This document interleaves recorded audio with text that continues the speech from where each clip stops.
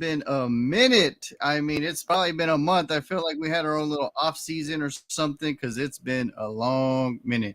Wow. So here we go, Danny Ramirez. Are you ready? I mean, it's been way too long. I've been excited to get this rolling again.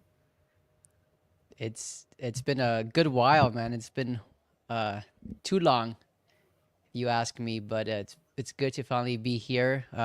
As you some of you may have that have tuned in know that I recently moved to Arizona, so it seems like we're all situated over Woo! here in the Valley of the Sun. So we're just excited to finally, start a new chapter. So um, happy to be talking football with you. Let's get Yeah, going. well. I'm glad that the move went smooth. I'm glad y'all made it to Arizona. Everything's fine. Uh, that's awesome, and you got a new place that I can go visit now, and all that good stuff. And then you got football over there, and then so I went live on my Instagram also just to see if people would chime in and see. We're talking NFL, ladies and gentlemen. So if you got any questions, or of course my step brother Cesar has no idea what football is, like your brother Beto. So I doubt we're gonna get any questions from him. Yeah. So let's get this going. So we're gonna do some news, I guess, around the NFL before we get to the main topic. So last episode we told them that we would talk about wide receivers, the new groups, and then hidden gem wide receivers that some of the young new fanfare might not remember or know about. But we'll talk about the news first. Obviously, the breaking news.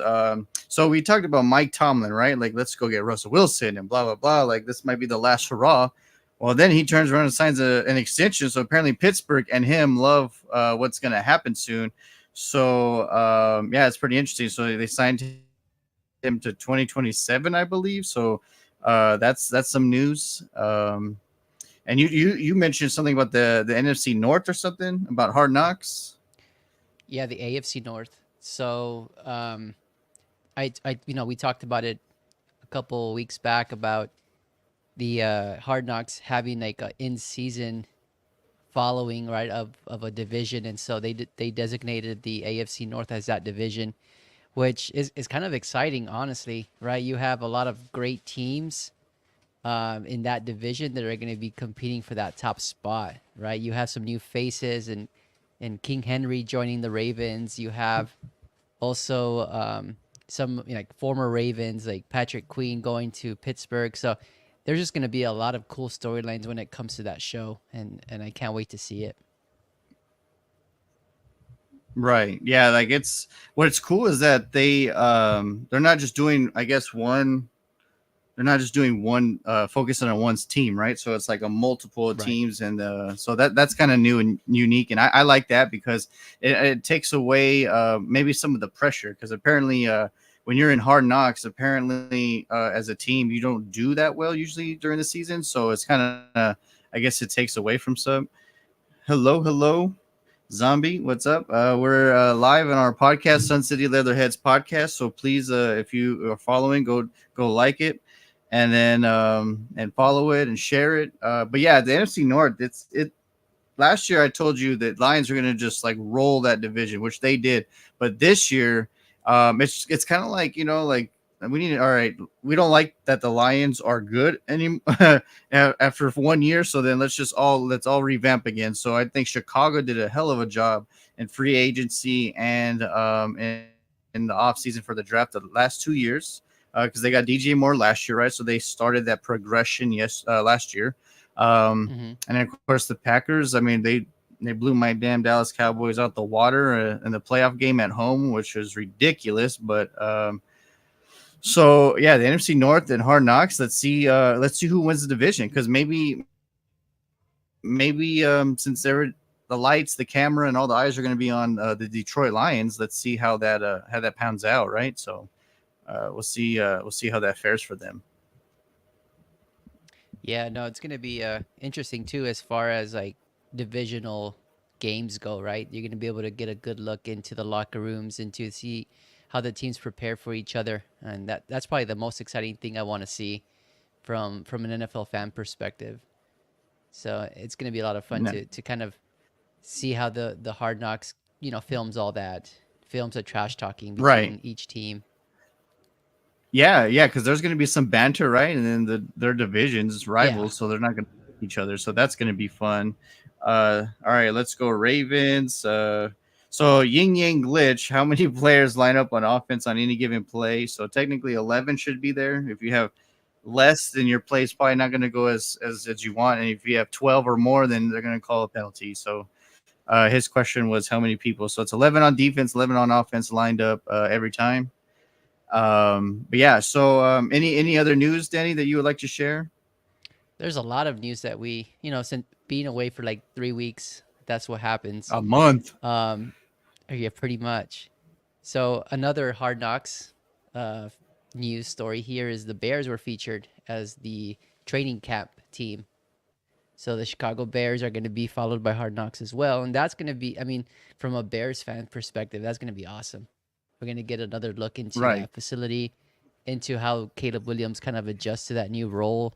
A lot of the new pieces that they've um, signed during the offseason, we're going to be able to see how they kind of mesh together with everyone. So it's just really exciting. It's a great time to be a Bears fan and see that all kind of come into place.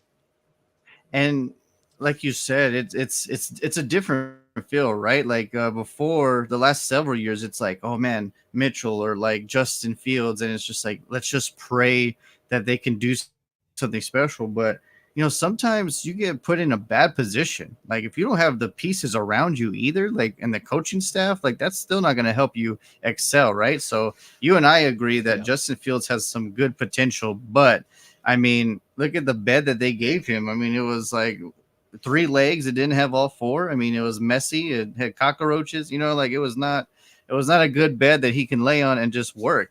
So it was pretty hard for him. So he has a new Yeah. job and new opportunity in Pittsburgh, and um, this new like kickoff thing. Of course, they're trying with that. Like I'm excited to see the packages. Can you imagine like Russell Wilson on the gun? Boom, hikes it. Then he throws it long backwards pass to Justin Fields, and then like Justin can either option to run or pass. Like that's going to be exciting. So I Yeah. think I think they're gonna I think they will have that package for sure.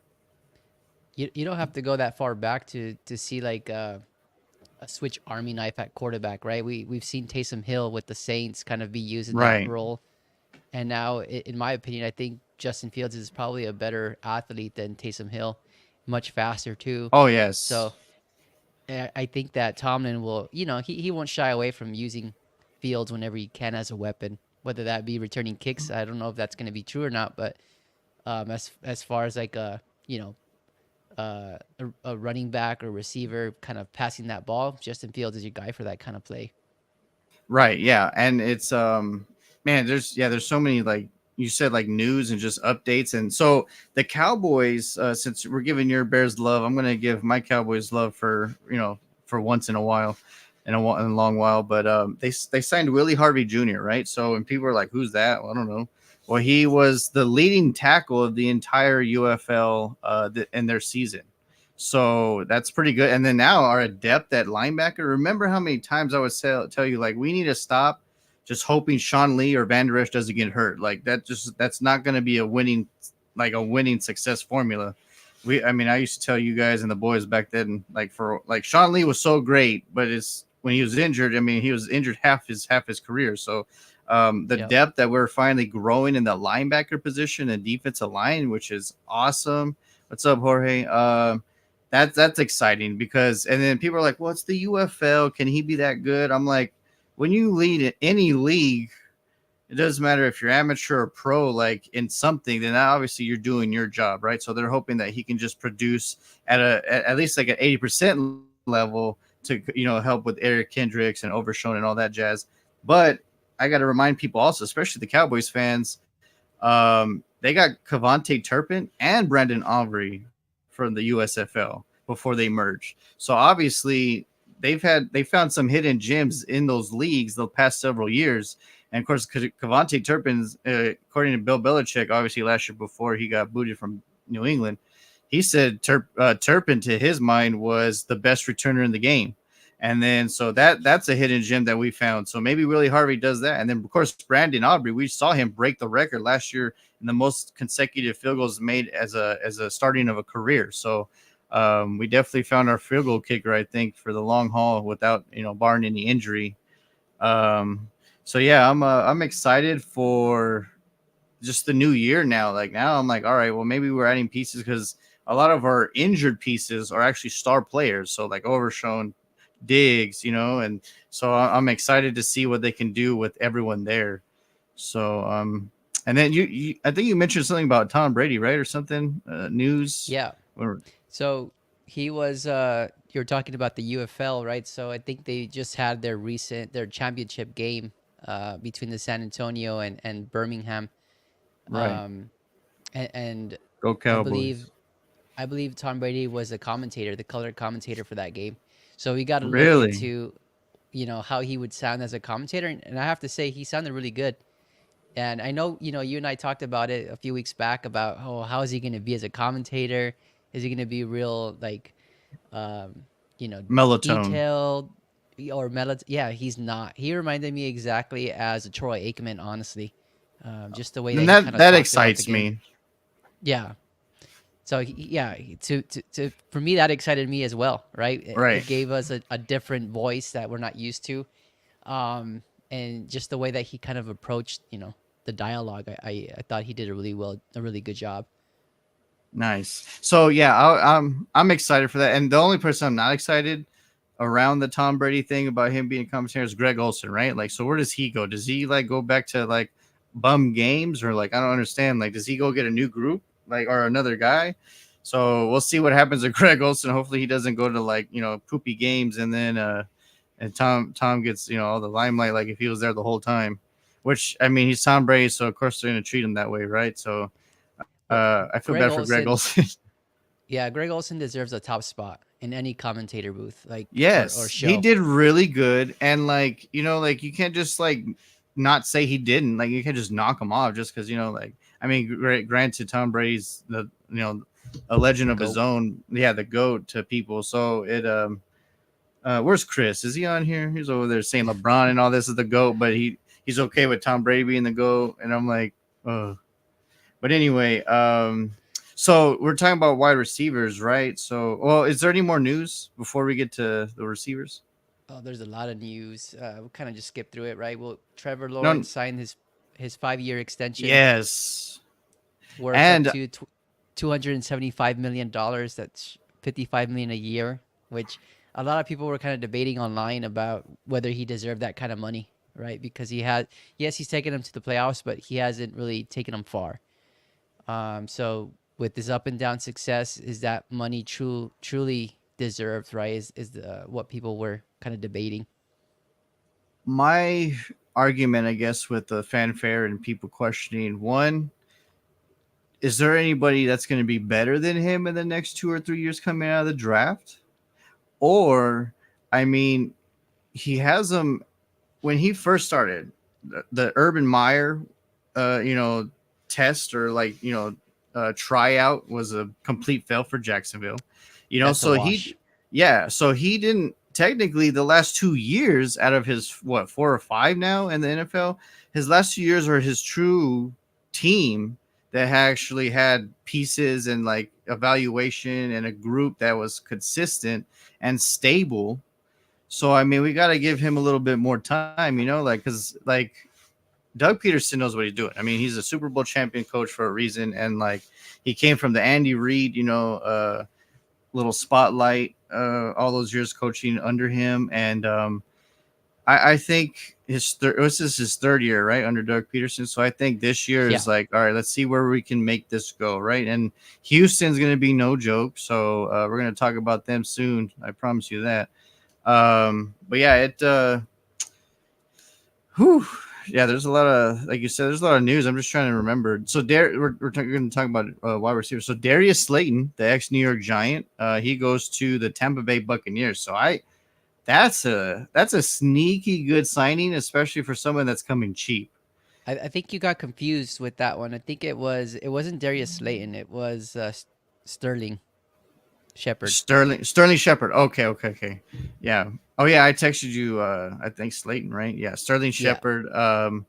But I still think that it's a sneaky good pickup because he's coming cheap. He's going to be your slot receiver now probably, and you pair him with Mike Evans and then Godwin. So and of course both of those guys are no joke. So let's see, let's see if the Bucks can compete with the. I think the Falcons are obviously the heavy favorite right now just because of Kirk Cousin going over there, but we'll see. So I told you that I started playing Madden because we you hooked me up with that Xbox before you moved, and ironically, in Madden, after simulating the off season or whatever, the Falcons still picked him up. Ironically, Really? so yes, so there's a few pieces that actually went to the team that they are now, and he played me in the NFC Championship game. Like the Falcons made it to the NFC Championship game with Kirk Cousins, and I was like, no way, that's awesome.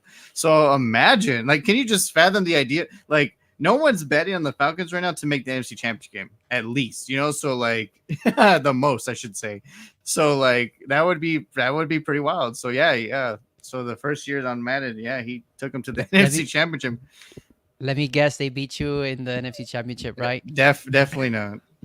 Actually, the only game I've lost so far was the very first one. So like, remember I told you like like the 49ers won the Super Bowl or whatever and that thing in that Yeah. universe. So I played them in their inaugural opening game and they beat me that game. And of course, I was trying to catch up on the new segue of Madden because I haven't played in like I don't know 5 years, 4 years when we played.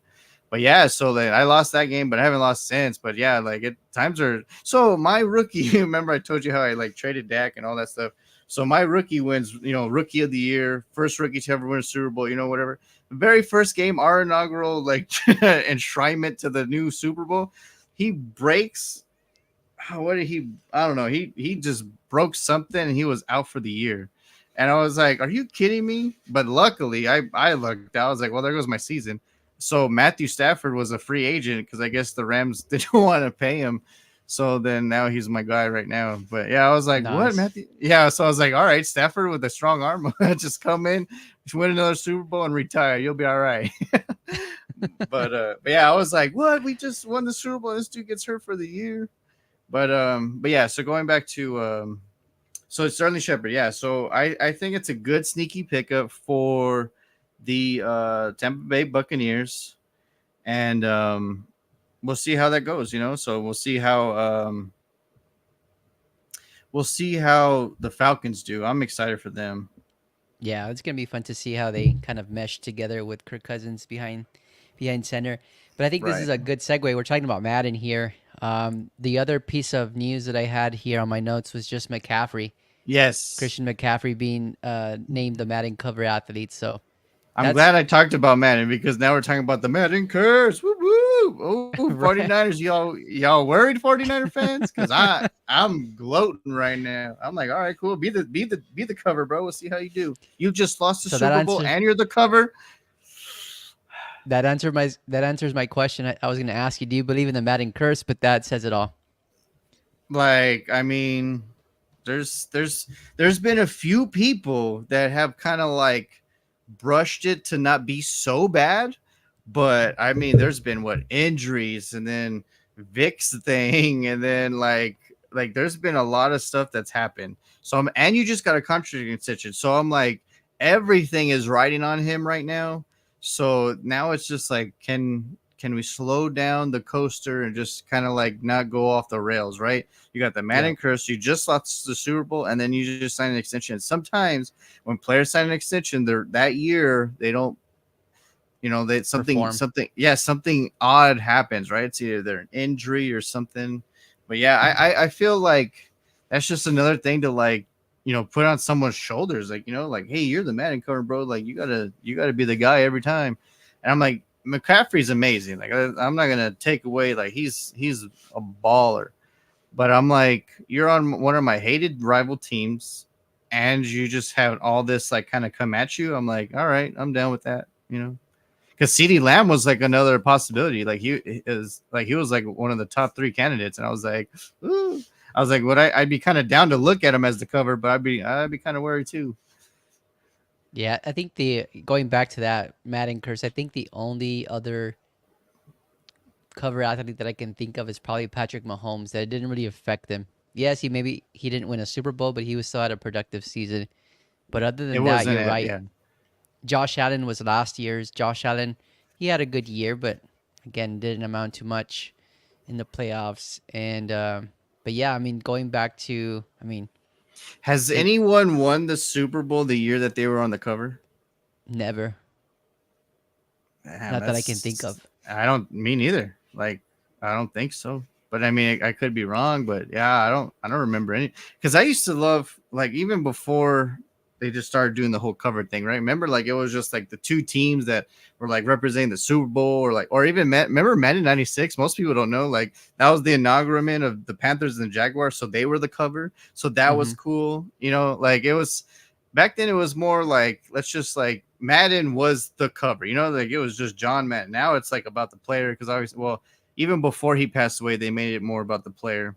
I think it started with what Vince Young, right? Like in 2001 or 2000, something Mm, like that. it all started with Marshall Falk. That's the last one that I remember. In 2001, I Was believe that he was the cover athlete. okay? Because I remember they had McNabb, they had Folk, and then of course they Oh, had Sean. they had Eddie George. Eddie George was the Oh cover. yeah, oh Eddie George, maybe that's what I'm thinking. And then Sean Alexander. They did a lot of running backs early on. Yeah, because that was like the key position, back in the Yeah, day, it right? wasn't all throwing. Yeah, it wasn't all like, "Ooh, flag! You touched the quarterback. Oh, you breathed on the quarterback flag." Uh, but yeah, yeah. So I do I think there's a curse? Not so much, but I just think that it's such a heavy burden when you have all this coming at you, and then now you're the cover of something that like people idolize, dreamly, right? Like, I mean, the Madden franchise made over billions of dollars, so like it's something to be proud of, but it's also like a heavy load to conquer. So, Yeah. whew. All right. Anything else, Mr. Danny Ramirez? Let's see here. Other than that, it was just probably Calais Campbell signing with the Dolphins, which Right. is a You good told me sneaky that. pickup. Yeah, Woo. they're solidifying that defensive line now with the departure of Christian Wilkins. And Uh, cheaper. yeah, I mean he's productive. It doesn't matter how old he gets, he's still producing. If you can get a 50 to 60% Calais Campbell, you're winning a game because he's going to guarantee you at least one sack or at least one pass deflection because he's one of those. What I loved about him, if he's not beating the guy, he's one of the few guys that has the damn good instincts to just jump and just like, oh, Yeah, let me try. And he's had a lot of pass deflections. That's one of my favorite things about Calais Campbell is that, oh man, I'm not beating my boy, so let me just try to put my paws he's up a and see what wall. happens. Yeah. So like, and it's one of those things you can't teach. Like you can the coaches all the time tell them, hey, if you're not beating your guy, just jump up. Like even if you get tackled, just jump up. But it's rare to see someone to do it on a consistent basis, and he's one of the few that do it. Yeah, you're right about that. He's always a guy that stood out to me.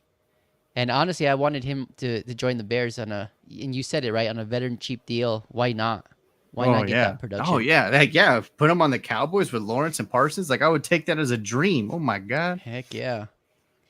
All Phew. right. The last thing I have here on my notes is T. Higgins signing his Oh. franchise tender. So he So yeah. is So back.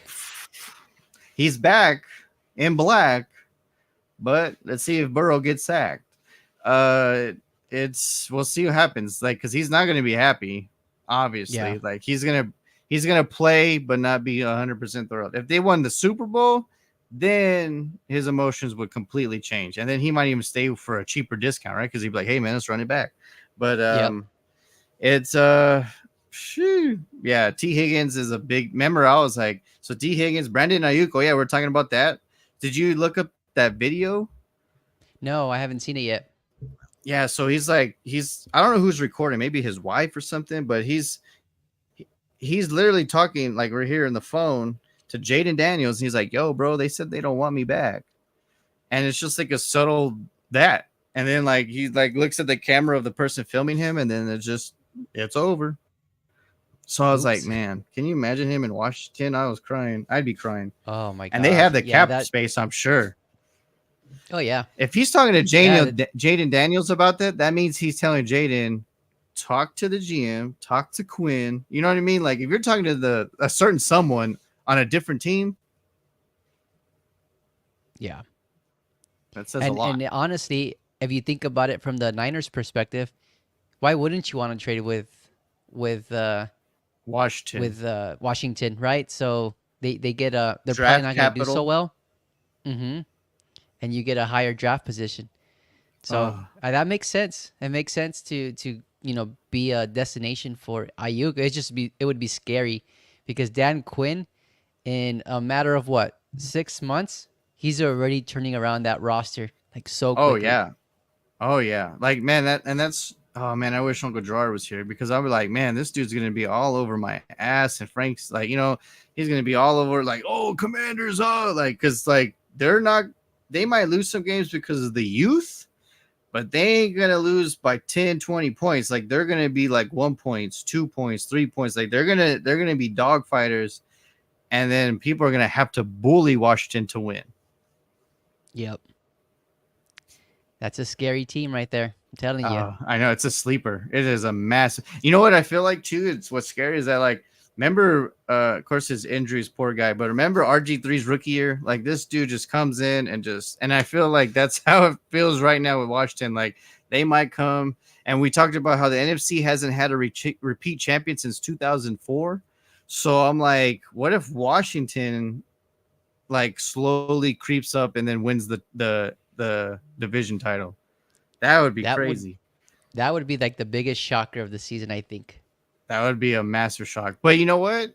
Who out of everything happening in the NFL right now and all the other like sports leagues, stupid Lakers, like like what we can't we wouldn't be surprised to see something crazy, right? So Not in the NFL. exactly. Oh yeah, for sure.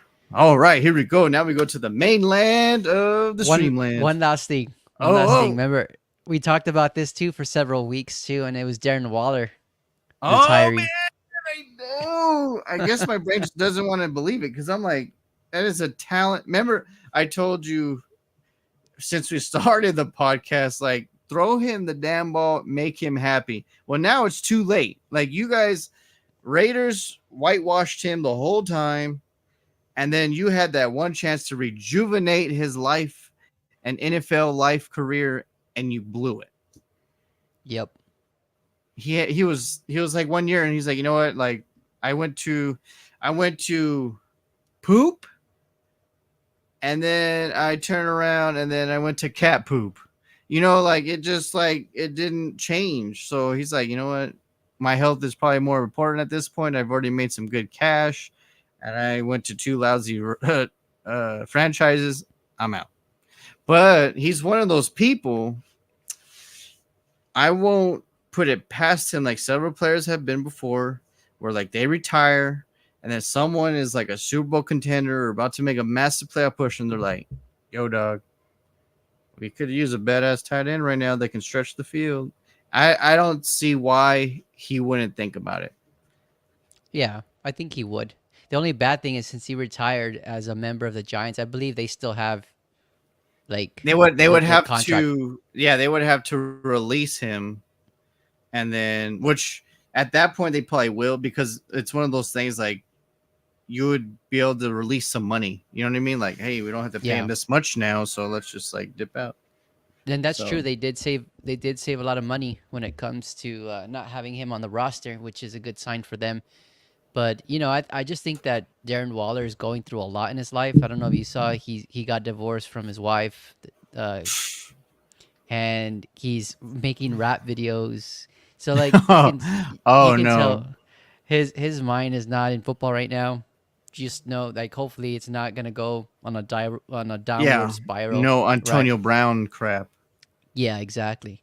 Ugh. But time will tell. I hope not. I've always liked Darren Waller, and then now this, like, now he retired, man. Woo! All right, NFL's best wide receiver tandems.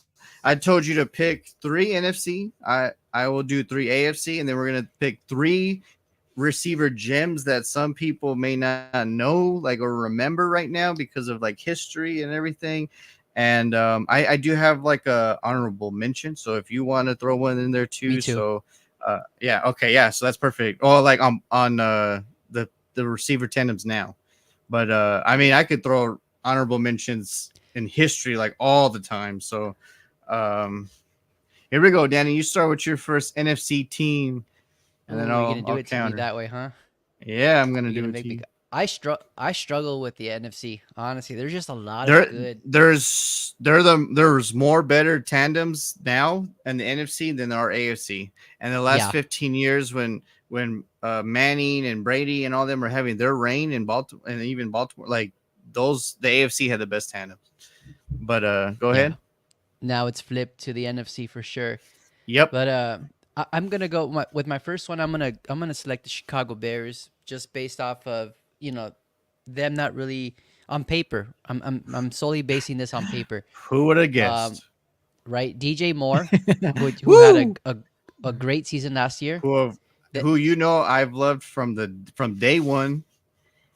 Yeah, he's that Even guy. as a Panther, like I was like, bro, that dude's a boy. He's a beast. Yeah, even in Carolina, right? He was the one that always stood out, made those big plays, made people miss, took balls, to the house. He had that capability. So when he came to the Bears, I was hoping that would happen, and sure enough, it did. So now you have that playmaking ability. You add Keenan Allen, right? Woo! Keenan Allen can play every spot as a receiver, right? He can play the slot, the outside. He's not as fast as he once was, but he's still able to get that separation. Still able to be instinctual. He's still able to dissect the defense and understand where their weak spots are. Right, so that's already a plus. So right there off the bat, you have two great wide receivers coming into your offense, and then you add Rome Odunze. Yes, he's a rookie, but just look at his physical makeup. Right, he's 6'3", 6'4", maybe, and he from all I hear from past interviews from former players, even TJ Hushmanzada, our favorite guy, the guy that Who's your we love to say mama? his name, The one that started this whole thing right segment. now. Yeah, this Yup, whole segment. exactly. TJ Hushmanzada, if you're listening right now, bro, you my boy, because no one has a Shout out cooler to name than you. you. Yeah, there no one has a cooler name than you. But he actually trained Roma Dunze, and apparently he thinks that Roma Dunze is capable of being as good as Larry Fitzgerald. So if that happens, if that turns out to be What? true, That would be let's the let's steal of go. the century. Yeah. So I don't know. To me, I have to list the Chicago Bears as my probably the if not one Well, or you don't two, have to do that. We're rank them. just yeah, you don't have to because like it has to do with the quarterback coaching. Like if the quarterback sucks Yeah, at there's a lot that, of factors.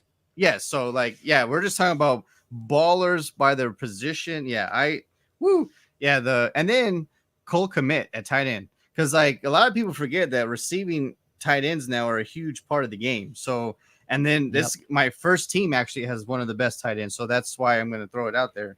But So you have Cole Kmet, you have Gerald whew, Everett. yes, another. They just like they're like, hey, Chargers, can we just? All right, thanks. We'll take two of your guys. All right, bye. Exactly. You don't want to give us Herbert? Okay, we'll just take your top Yeah, pretty receivers. much. Yeah, pretty much. But yeah, it was crazy. Like, I think they had one of the better off season, especially in key positions that'll make you better. Wide receiver starting out, right? So the Yep. Chicago Bears win for sure. And you get a rookie young quarterback who's fresh, his legs are fresh, his arms fresh, like, and you give him all these toys. I mean, like, that's finally a good thing, right? Like, I mean, Troy Aikman, you built that team around him. He had fun toys, right? Like, I mean, that's how you win. Mahomes, Kelsey, and then Tyreek to start out. Like he had toys and great coaching. So it's a good thing. So my first one in the AFC is the Cleveland Browns, and obviously we got to see how Deshaun Watson, if he gives us 70% to maybe 80% of old Deshaun Watson. Can you imagine Amari Cooper, Jerry Judy, Elijah Moore, and Njoku at tight end? Like that core right there is insane. And they made the playoffs last year without Jerry Judy in that wide receiver core and with three different starting quarterbacks. So imagine if they had consistent quarterback play. Nick Chubb that's coming back from his injury, and then now you have these toys that could just go and ball out. like Elijah Moore, Jerry Judy, and Amari Cooper alone are amazing. And then you have Njoku at tight end, like Yeah, he that broke that out. yes, like that oh, that core is gonna be pretty scary. Like it's And I uh know that you and I talked about the Browns like in our previous episodes, right? And we both were saying that the quarterback has a lot to do with the success of the team. And I honestly forgot that they signed Jameis Winston. And so, we and talked backup. about, yeah. So if Watson doesn't pan out, you still have, Winston who's capable of slinging that rock. And he's solidified as a star. You know what I mean? He's had awesome experience, and he sat behind Drew Brees so long, so he matured. That's one of the Hmm. things that people don't realize. Like, yeah, he can still throw the ball and stuff, but like sitting behind Drew Brees, he finally matured. So I'm like, maybe he is older, and maybe people don't see him as a starter. But like you said, if Watson gets hurt again, or if he doesn't pan out, Jameis Winston can go in there, and with all these pieces, Amari Cooper, Jerry Judy, Elijah Moore, and Njoku, I mean, you're giving him toys to rejuvenate his career like a Geno Smith did 2 years ago. Yep. Yeah, exactly. I like that one. That's a good tandem there that you selected with the Browns. Whew. All right, sir. What's your next one? Oh man, this one is tough. My second one, I have two teams side by side, and that's the Minnesota Vikings. Justin Jefferson, Jordan Addison came on really strong as a rookie, and Right. I think he can continue that. The only question mark I have is the quarterback position. How effective are these receivers going to be with the new quarterback? You know, um, I don't know if Darnold's it. I don't know if McCarthy can come in as a rookie and have that success either. So, um, with that being said, I know we talked about honorable mentions, so I'm going to not choose the Vikings for this one. I'm going to choose the San Francisco 49ers. Yes, Uh, Ayuk is not there right but now, but he might, yeah, like at the end of it, he still might. at this rate, right, the way it's kind of going with T. Higgins kind of accepting his deal, I think there might be an opportunity where Ayuk, ends up staying in San Francisco. And if that's the Right. case, right, you have Debo Samuel, you have Brandon Ayuk, and then you have the guy they just drafted in the first round, Ricky Pearsall from Florida. So you just have a lot, and then you have Kittle, right? You have Logan Thomas Jawan from Jennings. Jawan Jennings. Yeah, there's just a lot of playmakers, which is not surprising to see like the success that Purdy has had with all those Right. people around. So, Shoo. so yeah, I would go with the 49ers for my next team. Nice. So um, there's two that I'm like, you could go either or. And that's the Cincinnati Bengals and the Miami Dolphins. Because Miami kind of obviously has more of like a duo, like that's Tyreek Hill and Jalen Waddle, right? But I mean, you get Braxton Berrios, River Wallcraft, or Malik Washington. Um, but I'm going to go because I trust the quarterback more when he's healthy. So I'm going to go with Jamar Chase, T. Higgins, and Trenton Irwin. And then I forget who their tight end is. But he's pretty solid too. But if you get a healthy Burrow with this tandem, Jamar Chase obviously he's with Jefferson and CeeDee Lamb. Like those three right now are probably like if you want a deep post or deep fly route, those three are probably the best in the business, right? So you have that T. Higgins. If you get him, that's actually playing. He's obviously doing really good things for you. And then Trenton Irwin, he's now the slot and the third because Tyler Boyd leaves, but he's been in that system for a long time, Yeah. and he's gonna know it, and he's gonna know his quarterback. So I think those three right there won't have any setbacks, as in production wise. It's just let's just see how long they can be happy together, right, with the contract and all that crap. So Cincinnati Bengals, I think Jamar Chase, T. Higgins, Trent Irwin is a great triple threat, especially if you have a healthy Burrow. And plus now it might be more of an aerial attack anyway because didn't their running back just take off somewhere? Mixon, yeah, he went to Yeah, Houston, right? So now I don't even know who they got. Did they draft a running back? I don't remember. So you were talking about tight ends and you couldn't remember. The other one's Mike Gesicki. Um, Gasecki. Yeah. And then as far as running backs go, they have Chris Evans, Zach Moss, Travion Williams from Ohio State. Um, Okay, so they drafted one later. yeah, they drafted and Chase So Brown. I they forgot Chase Brown from so Illinois they last year. okay, so they went younger at running back. So yeah, technically the when push comes to shove and things get a little, you know, little tough, they're going to go to their veterans, and right now their veterans are 100% the wide receivers. So Yeah, I um like that one, and get and I think Mike that Gesicki. another receiver, it's kind of hard to project, but Jermaine Burton, the rookie that they drafted at wide receiver from Alabama, Right. he he's a solid player, and he showed up at the Senior Bowl. Was really good in Alabama, so it wouldn't surprise me to see his game kind of translate to the NFL and be like a good slot receiver, right? When they have Jamar Chase, you have T Higgins on the outside, right? You have Jermaine Burton to kind of be that route runner in the middle.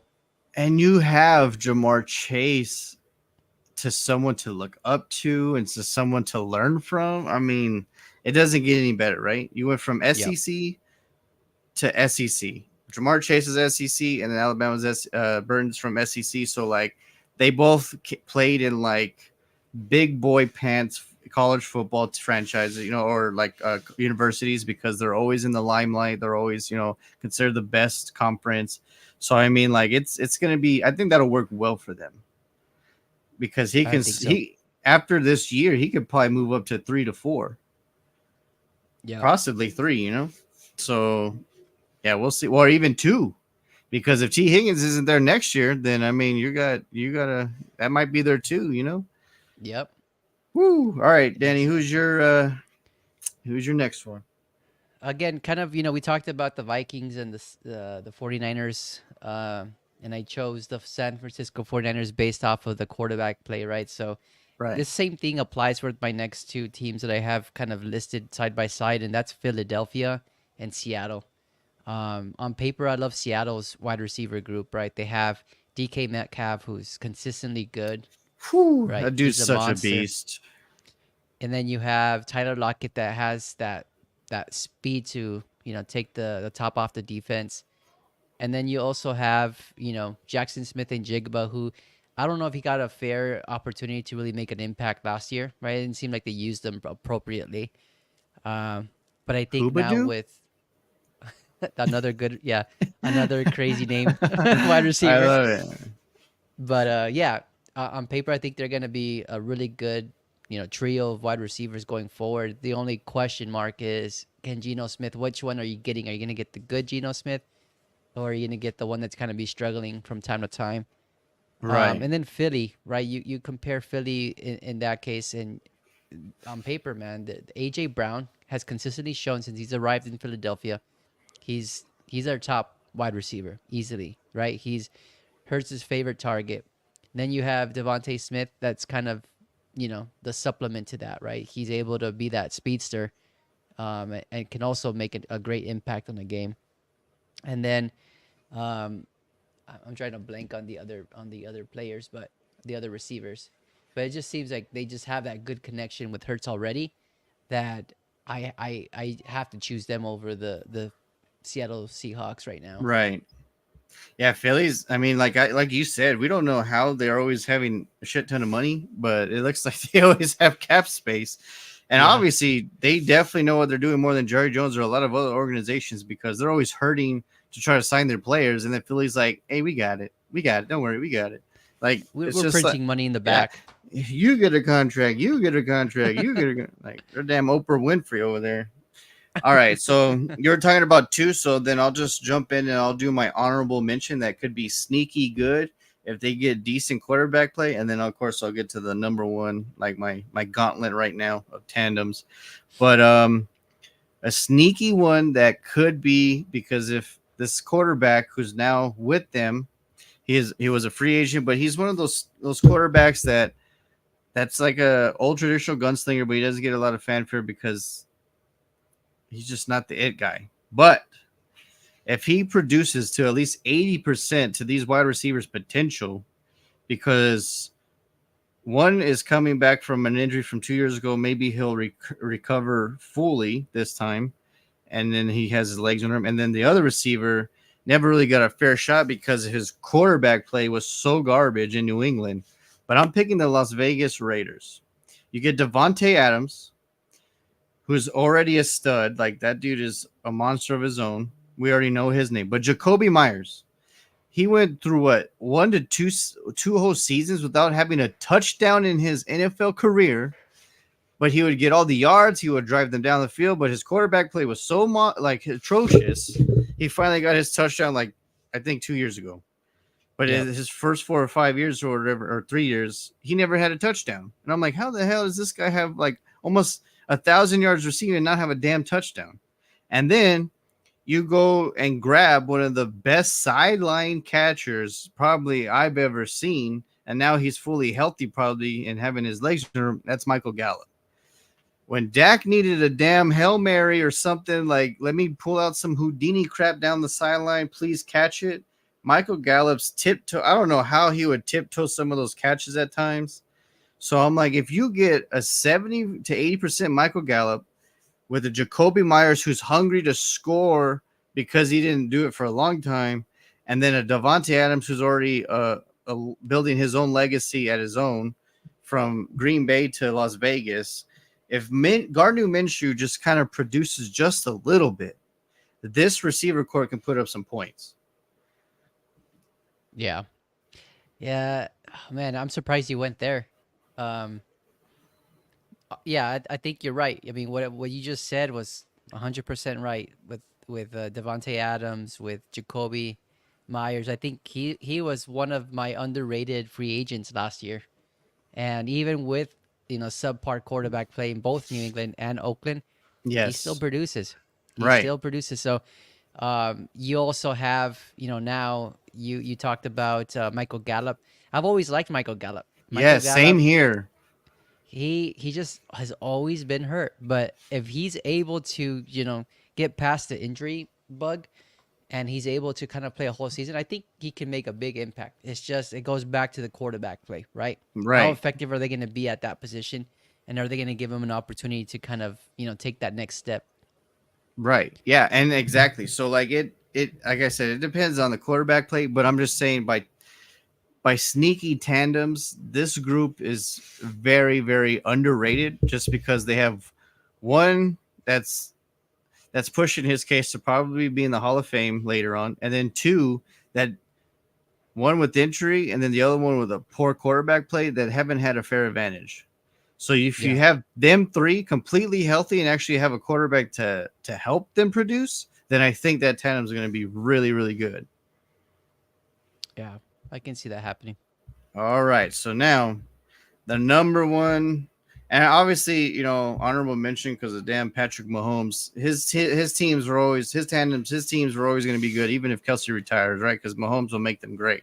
So we're not gonna shy away from that. But I mean, who would have thought 2 3 years ago that you could possibly have the overall best wide receiver tight end group down in Texas? And we're not even talking about the Dallas Cowboys. We're talking about the Houston Texans with Nico Collins, Tank Dell, Dalton Schultz, and now you get Stephon Diggs. Yeah, It, woo, that's that is that's insane. And you get a that. young quarterback that actually can produce for them. Like Yeah, this tandem can be stupid scary. And actually, Stephon Diggs might be in good company if he gets 100 catches, and I'll explain that later to one of the people that I'm going to bring up to you and everyone listening. But you get Stephon Diggs, you trade him because he's not happy in Buffalo, right? Like he praises Josh Allen and all the in all the media stuff, which I respect because like he knows why he technically left and why Josh Allen always gets hate, right? So he's being very political, which I'm cool with. Nico Collins, who's one of the most underrated players, not just in position, but just all underrated players in the entire NFL because of before that, he didn't have great quarterback play in Houston. So he had yep, to produce with crappy play, which he did. And then you get a Tank Dell, who was a rookie last year with CJ Stroud, and they had a massive connection. So I'm like, man, you bring him back healthy. You get Nico Collins. You get Dalton Schultz, who you took from Dallas last year, and who's a touchdown and first down machine. And now you got Stephon Diggs. Like, you have three receivers that can just go straight the entire game, and at least one of them will catch it every time. Like that's what's scary. Because Tank Dell, Nico, and Stephon are all three receivers that'll stretch the field. Yeah, I think we were talking about the Bears earlier, right? About them having like the a pretty complete roster when it comes to the offensive side of the ball. I mean, this is the first time in probably Texans history that they have this amount of playmakers on as a pass catcher or as a running back or as a quarterback. Like they're just complete as it is, right? They had success last year coming into what's his name? I always draw a blank on his name. The quarterback, CJ Stroud, right? So Right. CJ Stroud's rookie year, nobody thought he was going to amount to what he amounted to, right? So he had a great production with Nico Collins, with Tank Dell. Tank Dell, and not even Tank Dell for the whole season, right? Yes, he So got injured. so now you have Tank Dell healthy, you have Nico Collins, you have Stephon Diggs, like man, and you had Dalton Schultz that was able to be your tight end or like your security blanket. Right. Uh, and then you have Mixon, who's also a Yeah. pass catching running back. Yeah. And you just added another. Yeah. Like, it's just Houston is no joke. And Jacksonville's going to have their hands full. Like you said, people are like, does Lawrence deserve it? I'm like, well, you got to give him a chance first, a longevity chance. And then two, his division ain't weak no more. Like, I Nope. mean, it was, but now it's not. So man, yeah, the Texans look kind of, they Do look do the insane. Cowboys play the Texans this year or no? Yes, Monday night in Dallas. That's gonna be awesome. Yeah, it's gonna be a good one for sure. What week? Oh man, when we did the schedule, it was I think like week 12 or something. It's like in the middle, like late, like early end, but late middle. But yeah, I'm excited. Like that game is gonna be intense. Yeah, that's And gonna be then fun to that watch. and both those teams at that specific time they play is gonna have massive implications to their playoff push. So like Yeah. woo! And we Not only that, finally. but So you go have ahead. two Texas teams going at it, right? And they're both probably gonna be pretty good. And then you have the two brothers probably facing off. That's what I'm gonna bring up. We're finally gonna see Diggs versus Diggs. Finally, Yeah. and I can't wait. Like that's gonna be so. Like it's gonna be entertaining for sure because they're gonna be talking to it, like talking crap to each other. You know what I mean? Like it's gonna be awesome. Oh man, Yeah. I can't wait for that. So yeah, so man, this has been fun. It's been a while. It's been a while since we've done this. So, but yeah, so that's our awesome tandems, and that's I like them. And then yeah, like the guy that I was like following on the page, he has Seattle, like you said. Seattle's pretty up there. So it's pretty crazy. And ironically, he has the Bears number one. So Really? yeah, he's Okay. excited to see all the pieces that the Bears added. Damn, I don't know what's wrong That's with my eyes today. that's good to know that I'm providing some unbiased accuracy here. So the next segment we're gonna do three each wide receivers that like people don't know, don't remember. There's a lot of young fans, right? So like maybe they're like, what? Who's this person? And I was gonna ask you, since you're the wizard on the laptop and all that jazz, like when we bring them up, if you can pull them up on the screen so they can, if they want to look them up later and look up highlights, they can look up that person. Yeah, let's do it. All right, I'll go first this time since I threw you I threw the gauntlet at you first last time. So I'm gonna do Steve Largent. People are probably going, who? What's a Largent? And then Seattle Seahawks, ladies and gentlemen. So he talked about how amazing the receivers are now, or even when the Legion of Boom was winning that Super Bowl, that receiving core was good. But Steve Largent, when the Seattle Seahawks were nothing, this dude just balled out. And what the coolest part is, it's a white dude. He don't he I mean he looked like he would be out surfing or something. This dude is one bad wide receiver. And a lot of people forget his name because Seattle wasn't really relevant at the time when he was playing.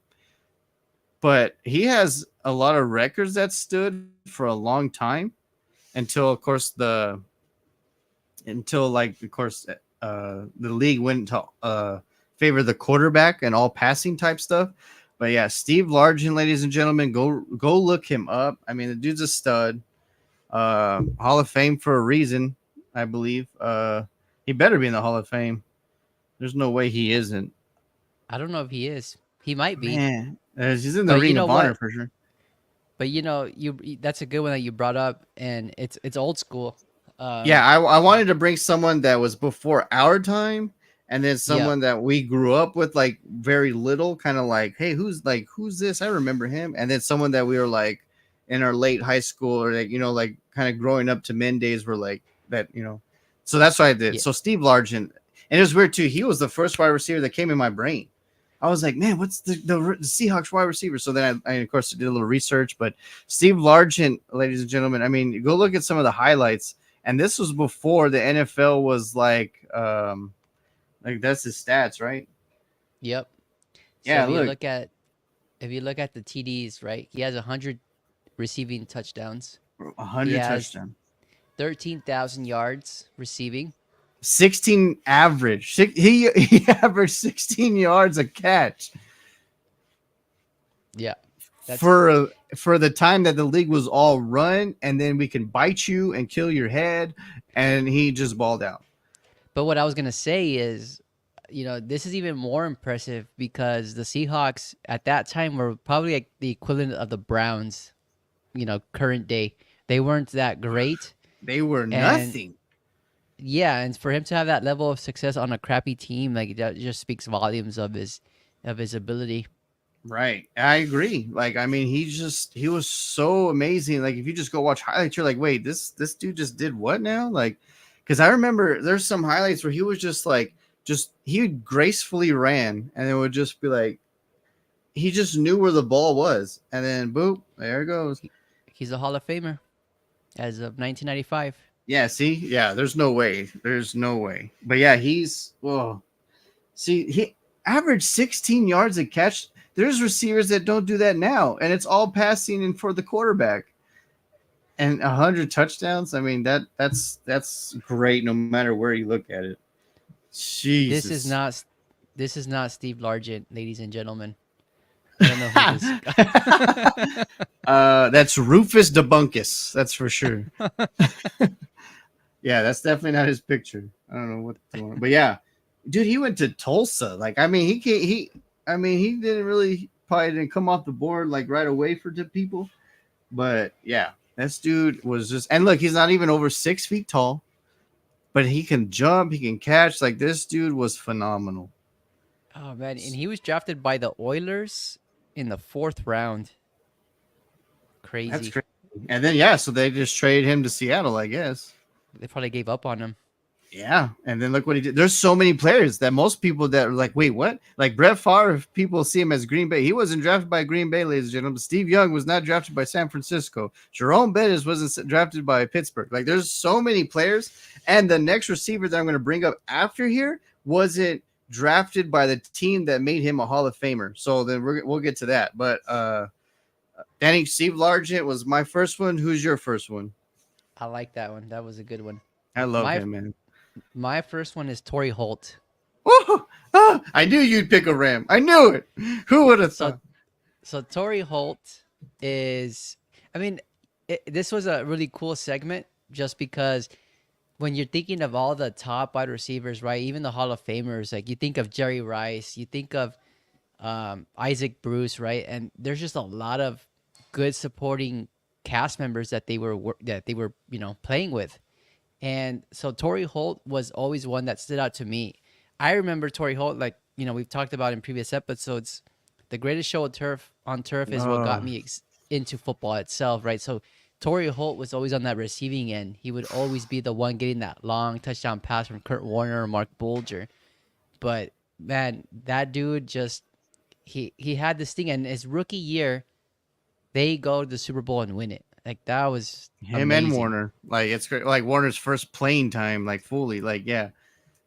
Oh, So, and then right now, like I guess the way that the Hall of Fame, um, I guess the nominations, right? He's been in that process of being nominated, but he's not getting voted in. And it seems like the last 2 years he's kind of been uh not selected for the Hall of Fame, and it's a matter of time. He's gonna be in it. It just sucks that that it hasn't happened yet, or it hasn't happened the first ballot, because it just shows you that based off of this happening, not many people consider him like on the same level as Isaac Bruce, on the same level as To, at the same level, right? They kind of have him under a tier like a B. category, yeah, like a tier under. Um, but if you look at his stats, let me pull that up real quick so we can take a look. But Torrey Going Holt, go ahead while I going pull back it to up. the Hall of Fame that you brought up is what's sad to me is that they wait so long for certain players. Because I'm like, I think if it's first ballot people, then of course, yeah, like Tom Brady obviously will probably go first ballot, right? Like there's no question when he's able to go. But I mean, look at all the people that die and then they put him in the Hall of Fame because they die. And I'm like, no, do it while they're alive so they can see it, they can live it, they can be Experience proud, it. Yeah. experience it. Yeah, they're dead. Like you can't like there's no way that they can experience it. So I think they should do like a 20-year, 30-year gap at least. Like they have to be retired that long and then the first ballot Hall of Famers, which is like maybe one or two that year, and then the rest should be like older men, like because like what if they die and they're like, oh damn, we should have put them in last year, but now they're dead, so let's put them in now. But their family lives it, and they're like, but they didn't live the game, like they didn't play the game. Their father did, their grandfather did, their brother did. You know what I mean? Like let them experience and live that. But yeah, go to Torrey Yeah. Holt, man. This dude's bomb. So Torrey Big Game Holt, had 13,000 yards, 14 and a half yards per reception, and then 74 total touchdowns. And if you want to amount his fantasy football points, I'm just kidding. But no, he was actually selected in the first round of the 1999 draft. And the crazy thing is that he didn't play for a large school. He played for NC State. So for him to have the success that he did, for coming from a smaller school, and just having the impact that he had coming into the league, like that's just amazing in And itself. what's crazy is NC State, and you're a first round pick out of NC State. That means you balled out in that school. You know what I mean? Like, so Yeah, he was no washout in college either. So yeah, people should give him lower. Like 74 touchdowns, 13,382 yards. I mean, phew. yep. And again, like he came into the league with a really good offense, right? He came in with a really good quarterback in Kurt Warner and Trent Green, because Trent Green was his starting quarterback. Um, but through the years in St. Louis, Kurt Warner leaves. Then he comes in Mark Bulger. He gets injured a lot, and he just never had a really consistent quarterback. Right, And so that may have affected his production even more. But Isaac Bruce, like, and when you compare the two, right? I think when you would see the Rams on Monday Night Football, or whatever, in a primetime game, they would always focus on Isaac Bruce. And to me, I wanted to choose Torrey Holt just because he was kind of like the forgotten person, right? Yes, right, he would make that impact, but he was never the one people really focused on. I'm assuming defenses were the same thing, right? They were focused more on Isaac Bruce and Marshall Falk. right. No, I agree. And oh man, that greatest show on turf, man, that was so awesome. Do you remember the third receiver? He had a wild name too. Oz Like, Hakim. yes, Hakeem. That dude was so cool too. Like, man, that Marshall Falk, and speaking of that, Marshall Falk wasn't drafted by the Rams either. Like, so there's it's crazy to Yep, think how much talent the Colts used to let go. I know. I mean, these dudes, they drafted Marshall Falk and Jerome Bettis, and they let them both go. Like, what? But yeah, it's crazy. But yeah, man, Torrey Holt was. I used to love him. And if he was a free agent in Madden, I'm like, bro, I want you because you can just like go straight down the line, just fucking whoop. Just throw Like it if up. I need a big play, we're going to you. Okay, so like we said, Torrey Holt kind of like was the underman because Isaac Bruce was the name and probably the number one receiver, so you got the fame. This next person definitely lived under a shadow at certain points, especially in his career, because of an amazing individual named by the name of just Randy Moss came and out of nowhere.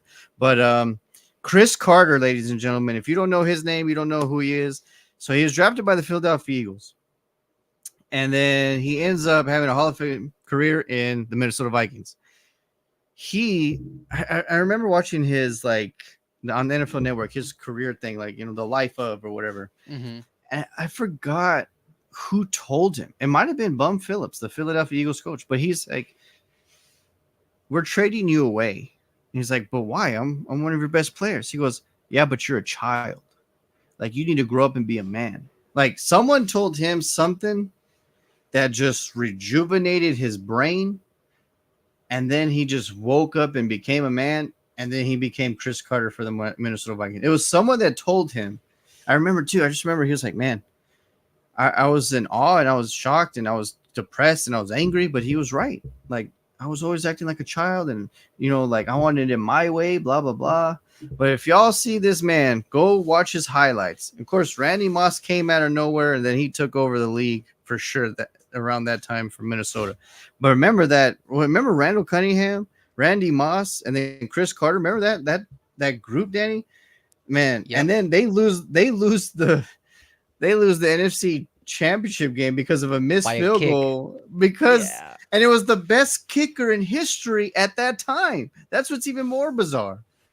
Like that, Justin Tucker obviously is considered the best ever now, but at that time it was that kicker. What was his name? Mortensen, no? Yeah, Chris Mortensen, right? Or no, No. Morton Anderson. Morten Anderson, yep. Yep, Morton Anderson was considered the best kicker at that time, ladies and gentlemen, in the history of the NFL. And he hits it wide left. And then the Atlanta Falcons just drive a little and kick it right in. So, oh my God, it was so bizarre. But go look at Chris Carter, 130 touchdowns, man, 13,000 with 899 receptions. And most of that came in Minnesota. Like that's what's even more crazy. And look, he was drafted in 87? 87. So wild. But yeah, he only played 3 years in Philadelphia before being traded in 1990 to the Minnesota Vikings. Yep. And see, he had a long career in Minnesota. Yes, he did. 2002 he retired? Damn, Yeah. he retired he went to Miami the last year. I don't remember that. We were too young to remember that.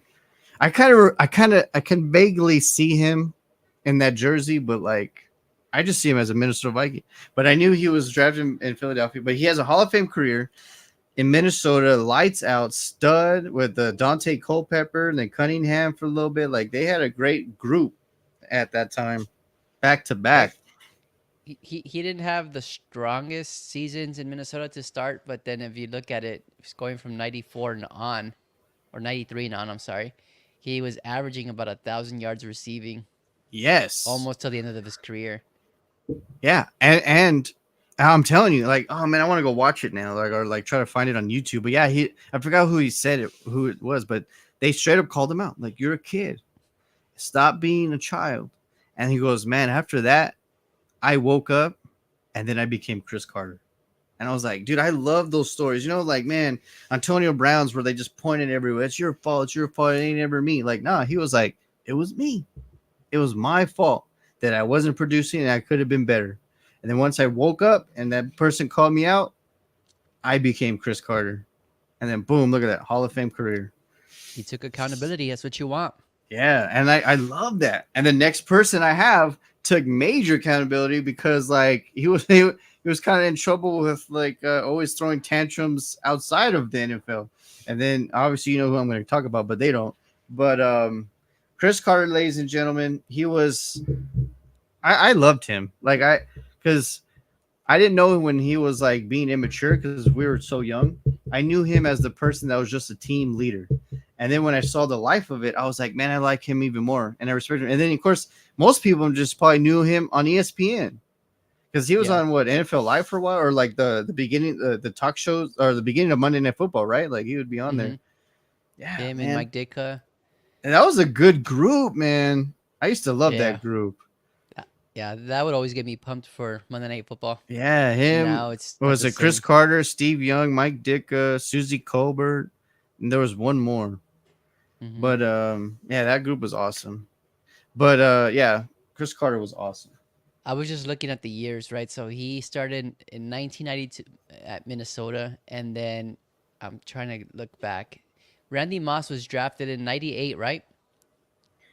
Ren, yes, So he was a man in Minnesota until Randy Moss came in, and I think it was perfect timing because that's towards the end of his career, right? right. So he And but he took a that's when step they went to back. that's when they went to all the NFC Championship games and stuff. Yeah, But man, that's crazy.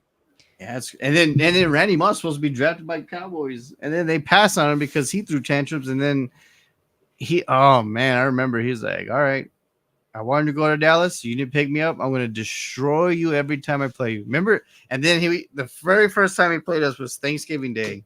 And all he did was, I don't know, 4 touchdowns and 48 yards or whatever. Like, I mean, he beat the shit out of us. They were And just he, throwing it deep. yeah. And he was just catching everything. And then he was like, I'm going to teach Jerry Jones a lesson. And then that's why we drafted Dez Bryant, is because Jerry was like, I remember this. Like, I'm not Dez is making that mistake. yeah. He was like, Dez is a hothead. Like Greg Ellis, he had a decent career for us, but he didn't have a Hall of Fame career like Randy Moss did. So I'm like, I love Greg Ellis, but if we could have had Randy Moss, can you imagine Randy Moss and Tony Romo in his prime? Oh Fuck. yeah, Oh my god. Oh man. But anyway, what stupid could Jerry have been? Jones. I know, stupid Jerry Jones, bro. My god. Randy Moss and Tony Romo together and Jason Witten. Oh my goodness. But you know what's funny is like you brought up that Thanksgiving game against the Cowboys, and those are all like those are like those memories that I cannot forget as a kid watching football. Like uh, I yeah, he was that just like, performance, yeah, that performance was just amazing. You also have I don't know if you remember this. It was week 1, and it was Anquan Bolden's first game as a rookie in oh, Arizona, and he just went off. Like he had 200 yards receiving. I think he had like 3 touchdowns. That was like the most amazing thing, and they were playing on Sunday night football, which is the oh craziest thing. man, I don't forget you that. remember that? Yeah. I don't remember. Was Kurt Warner the quarterback? No, it was. I don't even know. I think it might have Matt been Jake Leinart, Plummer. Matt Leinart, Jake Plummer, really? I Wow. think But so. yeah, dude, Anquan Bolden is an awesome honorary mention because he is so underrated and forgotten because he went to so Yep. many teams. Uh huh. So, oh my god, I love And Anquan Bolden. I think that hurts players, right? When they jump from team to team, it's like people forget about them easily. Like another honorable mention for me in that regard would be Emmanuel Sanders. Emmanuel Sanders had a really good time in Pittsburgh, and then he jumped over to Denver and then Buffalo and San Francisco, and everywhere he Who's your went, mama? he was Like, awesome. yeah. Oh, just so many players. But you know what? It happens more than we can want to. What's it called? Want More to. than we'd like. Yes. Like yeah, more than we like. There's a word though. I'm trying to find. Damn it. More than we want to comprehend for sure. But yeah. So Chris Carter was mine. Danny, you're number 2. My number 2 is gonna be quite easy. I think you're gonna remember this player, and it's one that for us that were in our 30s, we remember this player pretty vividly here. So let me pull it up real quick. He had potentially the one of the best quarterbacks throwing to him ever, right? Reggie Wayne. Oh, dude. He was no lie. He was gonna be one of mine. But for Really? some reason, I was like, I'm gonna go somewhere else because I feel like Danny might pick Reggie Wayne. Reggie Wayne was so good. And he Oh, always lived in the shadows of Marvin um, Harrison. yep, yep. But if you And remember the Super and Bowl, I was gonna say, who hurt you the most? It was yeah, Reggie Wayne. this Oh guy my. with his his dice celebration in the end zone. I remember all that. Like, Dude, and that, what's weird too, I remember the play like yesterday, or just watching the highlight because I think I was working that super like during that super. But Peyton Manning looks like he's dead to right, and he just kind of like yeah, he does a shimmy, and he's like he just and then like Reggie's like, yo, what's up? And then just like just peppers scabbers in the end zone. It's like we're done. Like yeah, that after that, the Colts just took off. yeah. That killed all the momentum. Tank Johnson should have had that sack. Yeah, it was And like this, Peyton was like, and then like it was all over. Ooh, Reggie Wayne, man, look at him. Good for but you. Reggie Wayne, similar to Torrey Holt, right? They were drafted maybe 2 years apart from each other, but in terms of production, right, he had a little bit more yardage, and then again, he had a better quarterback throwing to him for most of his career. So he had 14,345 yards receiving, and he had about 1,070 receptions and 82 touchdowns. So slightly more than Torrey Holt. The only thing, and it's kind of funny that I chose Torrey Holt and Reggie Wayne because they're kind of in the same boat when it comes to the Hall of Fame induction, right? They're still trying to get in. They're still being like nominated as finalists, but they just don't get that last cut. Right. But eventually, both of them showed great value for their teams, right? Reggie Wayne was a key member of both of the Super Bowls that they won, right? In 2006, and then again, I forget the year, the year that they beat or that they lost to the Saints, I should say. They didn't win that one. Okay, I was like, wait, what? When did we? Yeah, my fault. You're I don't know good. why. But yeah, no, Reggie Wayne is the man, and he was one of the best receivers on that team as well. Marvin Harrison was just getting close to reaching the end of his career, and Reggie Wayne still stepped in and became that number one receiver. And then the Right. funny thing, it's funny because with the Colts, like Marvin Harrison is kind of reaching the end of his career. Reggie Wayne steps into that one, and then you have Pierre Garcon. Remember him? Pierre Oh, Pierre Garcon Garcon, dude, I love as that a number Pierre two. Garcon. Yeah, Pierre Garcon. Oh, come on, oh, throw me the ball.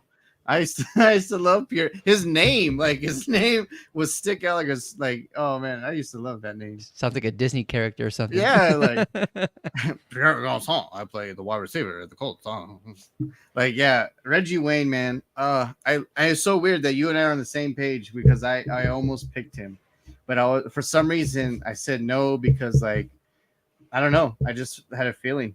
And then, so going back to he's drafted 2001, right? So Hmm. was it the Miami team in 2000 that won that monstrous team that won the championship? Wasn't there like a late 90s, early thousands Miami team that was like considered one of the best ever? Was he on The that team? Hurricane? Yeah. Yeah, he was on that team. Yeah, I Hmm. remember because remember like they're like, man, they just destroyed everyone, blah blah blah. Yeah, And the they. fact that he fell all the way to 30. I know, but you got to think about it. That Miami Hurricanes team was stacked. Oh yeah. They had playmakers, first round talent everywhere, both on both sides of the ball. Right. Yeah, yeah. But I'm saying like, how did he fall even from a different team's perspective? You know what I mean? Like, I'm like, damn, that's crazy. But yeah, Reggie Wayne, man, he's badass. Let's take a look real quick. That is a good rabbit hole to go through. Well, Michael Vick was the number one overall pick. Leonard Davis, man, we got him later in his career. He was good back then though.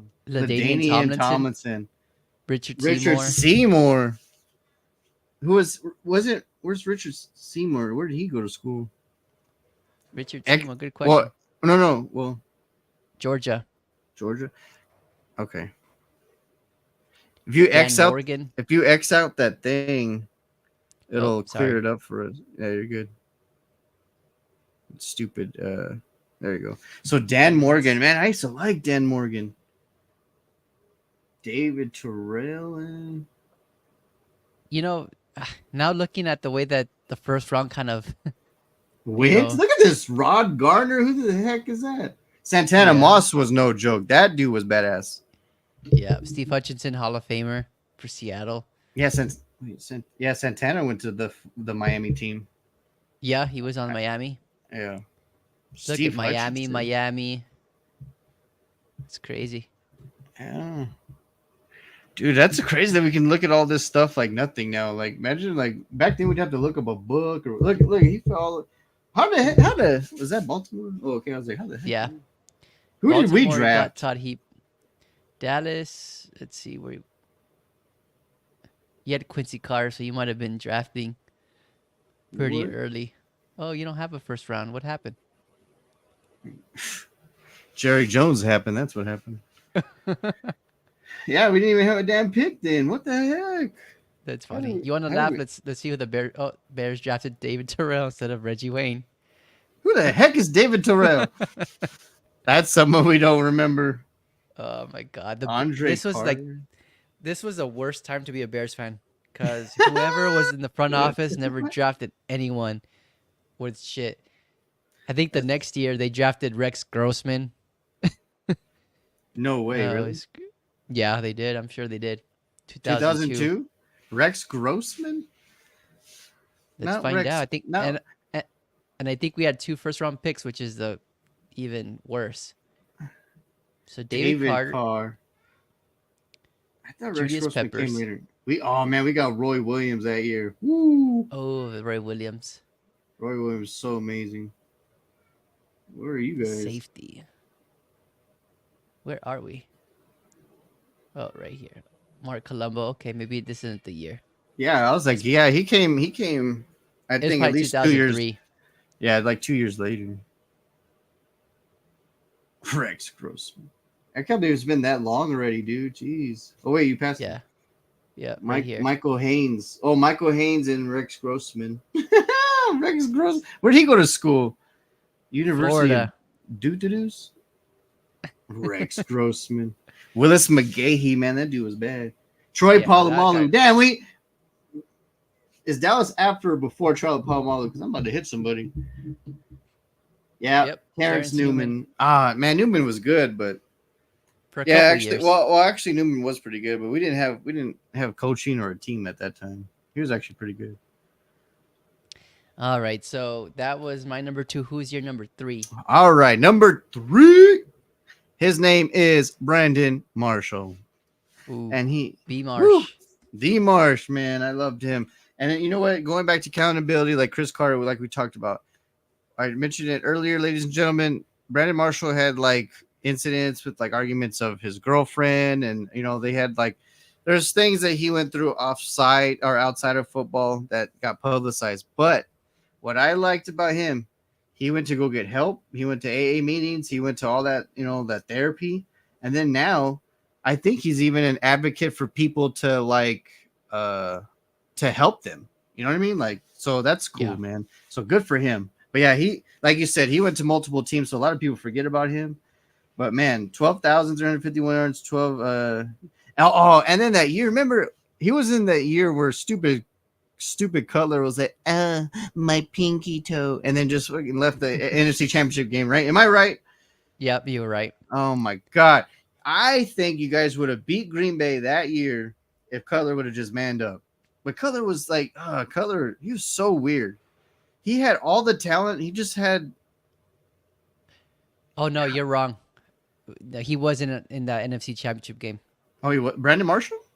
Yeah, he wasn't. He was there the year after that. 2012, I want to say. Yeah, 2012. See, he was still in When was Miami. that? 11? So with the pinky, it was 2010. Stupid Oh, pinky. it was a knee. It was a I know, knee. but I'm just saying, like, he's a prick. Like, you go to the NFC Championship game, then you leave, bro. Nah, get out of here. But yeah, Brandon Marshall went through so many teams, so that's probably why people are, forget about him. But the reason why this is crazy. So go back to his stats, Danny. I brought up Stephon Diggs and then a hidden player. This is the hidden player, Brandon Marshall. If and it's crazy, you think people like Jerry Rice or other players that went to several teams, right? If Stephon Diggs gets 100 catches this year, he would be the only other receiver other than Brandon Marshall, who we're talking about right now, to get 100 catches in a season with 3 different franchises. That's Crazy. insane. That's Yeah. insane. So No, that's wild. I like this selection here. I think Brandon Marshall is very underrated and forgotten. just based off his tenure at different places, right? In Chicago, it didn't end that well. In Denver, it didn't end that well. In Miami, it didn't end that and, well. and and you go back to those franchises at the time too. Denver, especially Miami. Miami was nothing at that time. You know what I mean? Like they were struggling to even get 5 wins. Chicago. I Yep. mean that I feel for Brandon Marshall too because like he went to teams that were just irrelevant the time he played with them. Yeah. Brandon Marshall is probably my most favorite Chicago Bears wide receiver up to today. Really? J- yeah, just the impact he made coming into the team. Like he Right. was just so much fun to watch. And then he also had Alshon Jeffrey to complement him. Like Dude, Alshon Jeffrey, it was 17. just a good duo. And Hmm. then they had Martellus Bennett. Yeah, you It guys was took him just from us. Yeah, like it was a good group. And the color, my pinky. Like, oh, yeah. dude, And you guys had potential, and the color was just color. Like he was all well, for himself. and Marshall and Cutler were like best friends going all the way back to Denver. And it seems like once they played together again in Chicago, they hate each other now. Like Brandon Marshall can't stand him. And I think it's probably because of what you're saying, right? Where he didn't want to finish or gut it out to finish the NFC Championship game. Yeah, like because Brandon Marshall knew he wasn't about the team; he was about himself. Yep. Kurt, what was his first name? Cutler? Cutler's, yeah, Jay? Jake, right? Jay Jay. Cutler, Jay. So Jay Cutler would fit in so well with nowadays NFL players, or even any franchise, NBA especially, like because it's all about them now. So Yep. Jay Cutler would fit in 100% now. Like they'd be like, "Oh man, Jay Cutler's my boy. He's all about himself." Like back then, it's about the damn team. Like Tom Brady said recently in all his interviews, like it sucks now because it's not even about the team; it's about themselves. What can I get? What can I do? What can like? And that's Yep. why Brandon Marshall's like, bro, like I want to win. Let's just do what we gotta do. But of course, nope. Like he was 15 most of the time. He was only 19 in Miami. Yeah, 15 was his number. Yeah, I used Again, to like that my too. but if you look at his accolades too, like 6-time Pro Bowler, that's pretty amazing for having to jump Especially from team to team. and having crappy quarterbacks. Yep. Made a all pro team. Pretty cool. I think he'll end up being a Hall of Famer eventually because he's not that far off from, some of the numbers that gets you into the Hall of Fame. It seems like 13,000 yards is probably like the thing. And you look at his touchdowns, 83. That's amazing. So Like not Danny, even let me. Reggie Wayne had that. Well, and I'm about to point that out right now. The very first person we mentioned on this segment, Steve Largent, that's from the 70s to the 80s. He had more touchdowns than every one of them that we've spoken of. That's crazy. Yeah. Like That that's that's mind blowing. That shows how good he was back then. yeah, he revolutionized that position. Yes, 100 touchdowns, and all these dudes that we're talking about that balled out and scored touchdowns, they don't even they don't come close to him. That's so crazy. That's crazy. Let's see. Jerry Rice is considered the best receiver of all time. How many touchdowns did he have? Not okay. Yeah, this is the guy. Wow. 197. Holy shit. Yep. He played a long time. Yeah, plus he what 4 franchises. He went San Francisco. Who's that orange beige team? What the heck? San San Francisco. They Francisco. changed their Oh, colors. the color stupid. And then Oakland Raiders, the Raiders. And then who's the fourth team? Oh, Yeah. Seattle was last year. I forgot. That's another segment that we should have is like Hall of Fame players that go to their last team, right? Like Oh, Seattle Seahawks. Who would stupid have Jerry known? Jones. Oh my god, I'll never forgive him with Emmett Smith, man. It was He the Cardinals. Oh my god, dude! Like his last 1,500 to 2,000 yards was a Cardinal. Like, are you kidding me right now? Like, Yeah. how asinine and stupid is that? Even if Tom Brady how do you Joe Montana? Like, no one's safe. Like, you're the greatest of all That's time in our generation, but you're leaving. Yep. That's another thing that I remember vividly as far as like a memorable moment as an NFL fan is him breaking the record in a Cardinals uniform. No, he didn't break. He broke it in the Cowboys uniform. He just added to the record Oh, but no, he surpassed Walter Payton, didn't he? Or no? as a Or he broke Cowboy. it. He Oh, broke it okay. as a Cowboy, but then he extended his damn freaking record as a stupid Cardinal. Hmm. No, he broke it against Seattle. I remember that game too. I was at Peter Piper on the West Side, and I was like a young kid, and it was well, of course we were young, but I remember people were like, "Let's go play, let's go do this," and I told him no, like he's determined to pass this, and I guess that was the time when I legitly started to follow the game because I Yeah. remember clear as day, everyone wanted to go play games with my cousins and whatever, and I was like, "No, I'm gonna sit here and watch this," and sure enough, I remember after he broke it and the game was over, and then I went to play. But I was like, dude, that's crazy. Okay. Yeah, you're right. He uh he did break it as a Cowboy. I don't know why I remember him running as a No. Cardinal. And you know what's even worse, Danny? It's probably just easy to say that Cowboys gave him his career and Cowboys ended his career too. Not only did he have a stupid Cardinals uniform, fucking Jerry Jones, Roy Williams is the one that broke his shoulder. He Oh broke his yeah, collarbone. And then that was pretty much it. that was a wrap. Oh my God, I hate Jerry. God, if there's anyone, Lord have mercy. Let me give you Uh, my last one. You might yeah, have. before I go off the rails because of Jerry Jones. I can see you steaming over there. Um, and I think I need to bring up a picture just because this guy goes way, well, not too way back, not Steve Largent back, but Someone that but I'll he know. but he is in the league right now, um, Oh, as really? a coach. Yeah, Oh, okay. As a coach, I let was me like, bring wait, it up. what? Like, I was, So my last guy is Keenan McCardell. oh You remember this guy? man, yes, So Keenan Keenan McCardell, McCardell.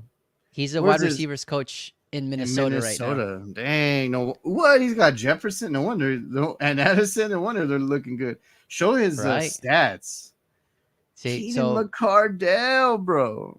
for I those used to of you love that his don't name. know, yeah, I know it was. He was one of those names that you wouldn't forget, right? Based off of just the sound of it. But Keenan McCardell, he was predominantly known for his time in Jacksonville because this was a time where they had just started the franchise, right? It was an expansion team, um, and they had much success, right? They were in the AFC Championship a couple years with Mark Brunell, and this was Oh, his Mark favorite Brunell was target. dope.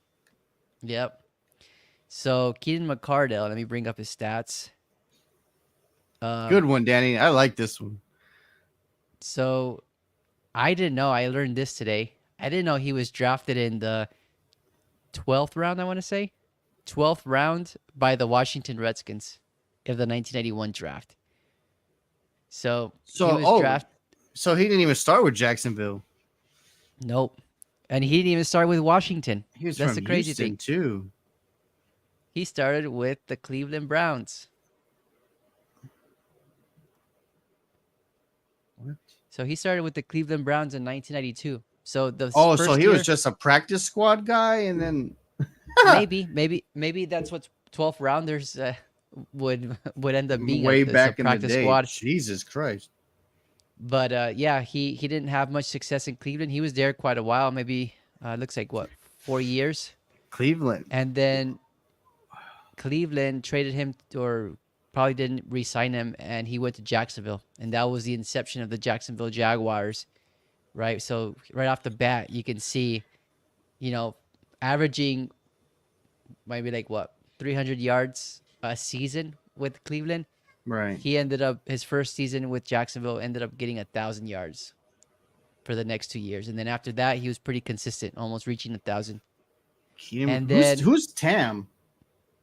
Tampa Bay, he was a part of the Super Bowl team in Tampa Bay, 2002. Yes. Yeah, him and Keyshawn were the 1-2 punch, bro. Yep, Yes. it's all coming. It's all coming back to you, huh? Tampa Bay Buccaneers. Yeah. Ooh, Mike Allstott. Keenan McCardell. Oh man, Brad Johnson. I can't believe Brad Johnson won a Super Warwick Bowl. Dunn. Dude, Warwick Dunn was dope. Keyshawn Yeah, Johnson, man. Hey, I mean, John Lynch, man. John Lynch was yeah, a stud in S- defense. a stud player and a stud GM. Yep. He's doing great things. Oh yeah, and Derek Brooks, man. I used to love Derek Brooks, man. That They were that fun to Tampa watch. Bay. That Tampa Bay team, in San Diego. I remember him as a Charger too. Yeah, Holy he was crap! he was there with Philip Rivers. He was there with Drew Brees. Like he's Yeah, played in really good spots.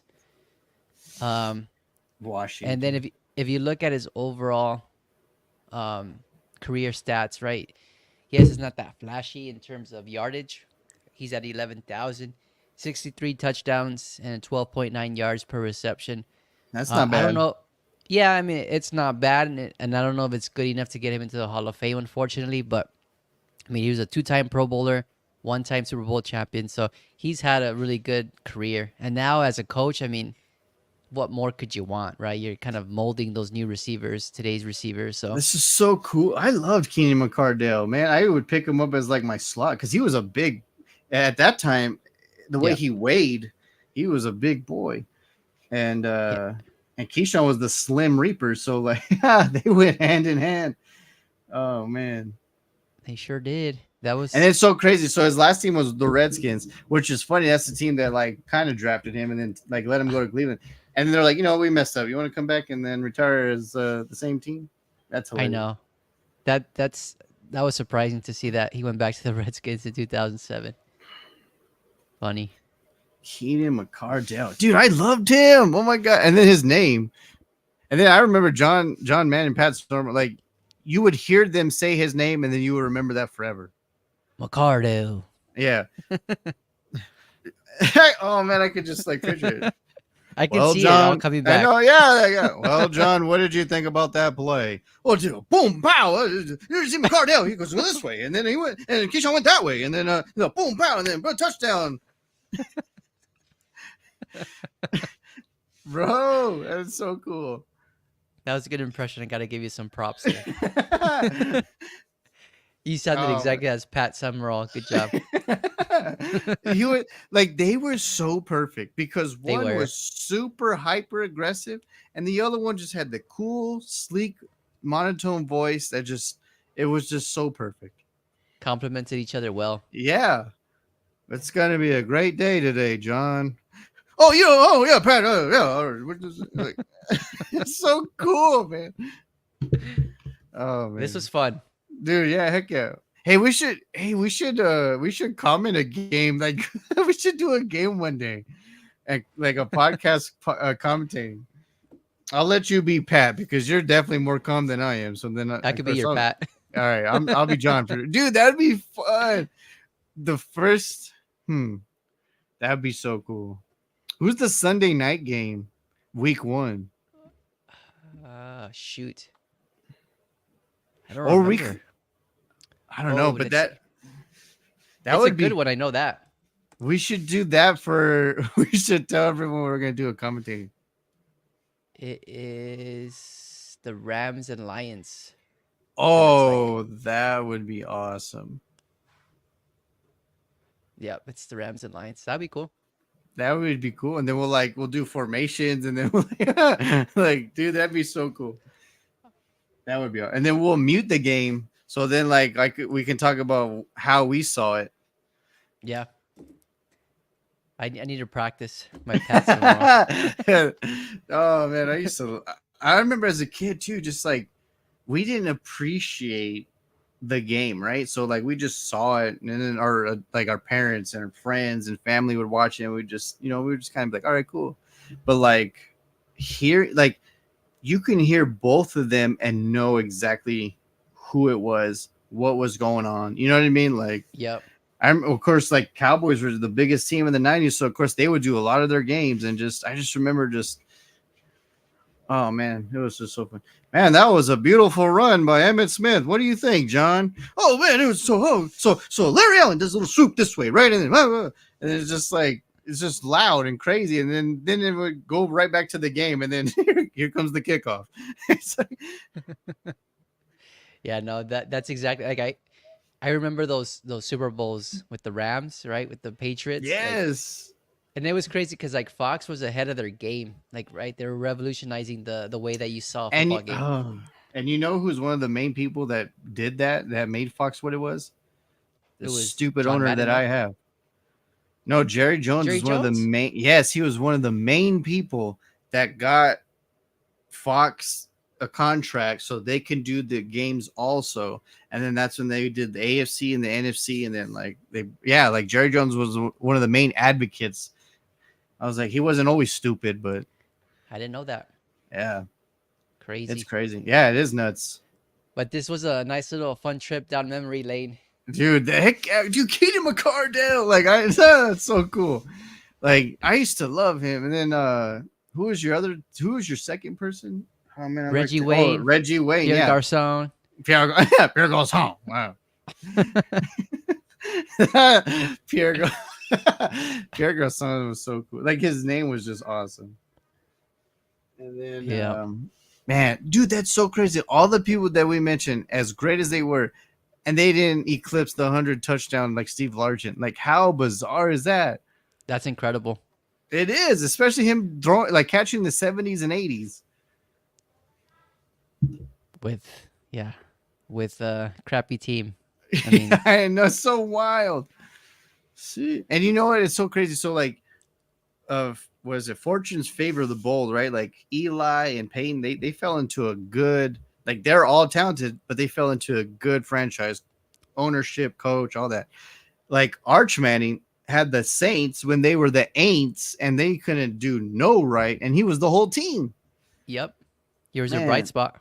yeah, he was their Tony Romo. Like they had a few good players, and then the rest was just nothing. You know, it sucks because he probably didn't get to experience a lot of the success that his sons did, but it was cool that he Ever. could live through them. You know what I Yeah, mean? like yeah, you could see them, and you know what? I'll be there hopefully one day. But as for you being a parent, like you want that, right? You're like, hey man, I want you to see my kids to succeed, and it's more joy Yeah, than it's probably anything. better. Yeah, Yeah. exactly. It's like it's more joyous because you're like, all right, like I've done well to make them do well, you know. Yep. So It's a reflection of you for sure. yeah, exactly, man. Danny, this was fun. It's been a long time coming, about a whole month. We're I selfish, know, yeah, man. man. It's good. It's good to get on the show with you again and talk Hey, we some didn't have no football. one chime in. What the heck? Where's Gabe? What's going on? I'm telling you, man, it's that whole Facebook new policy that they don't let So us we sh- live stream no more. we're not live streaming on Facebook right now.